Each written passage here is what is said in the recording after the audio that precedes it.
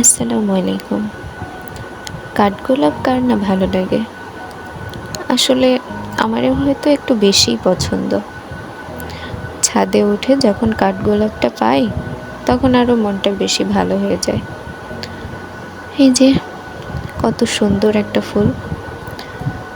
আজ কী রান্না করব বলে বুঝতে পারছিলাম না। আসলে শরীরটা অনেক খারাপ। হঠাৎ করে শরীরটা একটু দুর্বল হয়ে গেছে। তাই ভাবলাম শর্টকাটে কিছু রান্না করা যাক। এই যে এখানে কি বলবো, আমাদের ঝিনেদার ভাষায় উস্তে আর বইয়ের ভাষায় করলা। উস্তে আর আলু দিয়ে একটু ভাজি করলাম। উস্তে আলু ভাজি করলাম, এখন তার সাথে একটু ডাল না হলে তো হয় না। এখানে ভাত ধুয়ে দিয়েছি। এখানে ডালের সাথে কাঁচামরিচ, লবণ, হলুদ দিয়ে প্রেসারে দিয়ে দিলাম একটু সিদ্ধ করার জন্য অল্প পানি দিয়ে। এখন প্রেসারের বাসি ওঠার অপেক্ষা।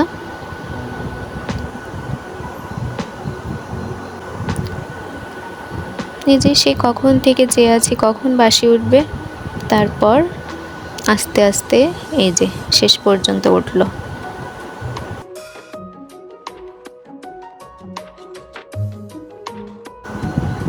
এদিকে ভাতও অনেকটা প্রায় হয়েই গেল বলতে গেলে। ডাল আমার সিদ্ধ করা হয়ে গেছে।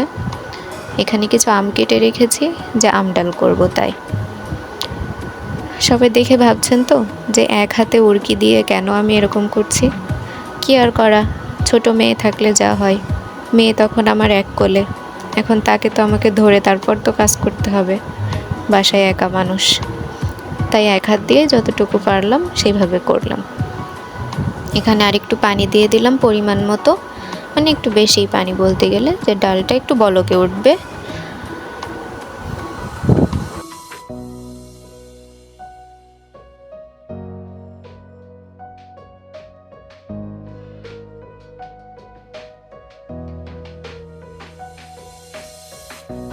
এই তো এবার আমগুলো দিয়ে দিচ্ছি।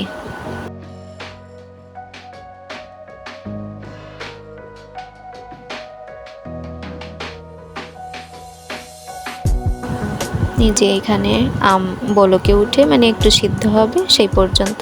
আর এখানে কড়াইতে তেলে বাগার দেওয়া বলে অনেকে, আবার মানে ঝিনাইদাতে বলে ফোড়ন দেওয়া। যাই হোক, এখানে একটু পেঁয়াজ, রসুন আর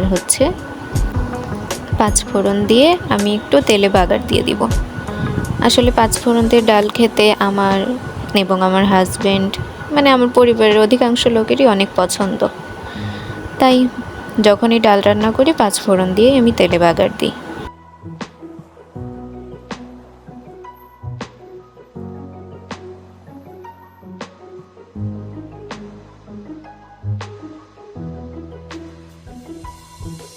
এই যে আমি এভাবেই তেলের বাগার দিই আসলে।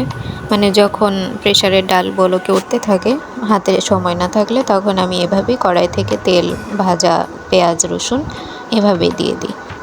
তারপর তার সাথে একটু নেড়ে মিশিয়ে দিই, আর অনেকক্ষণ পর্যন্ত বলকে রেখে দিই আমি। মানে অনেকক্ষণ পর্যন্ত জ্বালাই আর কি বলতে গেলে। জ্বালিয়ে জ্বালিয়ে যখন একটু ঘন হয়ে আসে তখন আমি নামিয়ে ফেলি।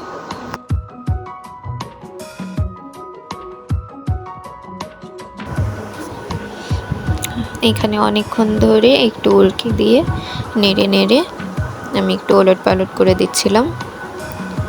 আলহামদুলিল্লাহ, আজকের খাবার এটাই।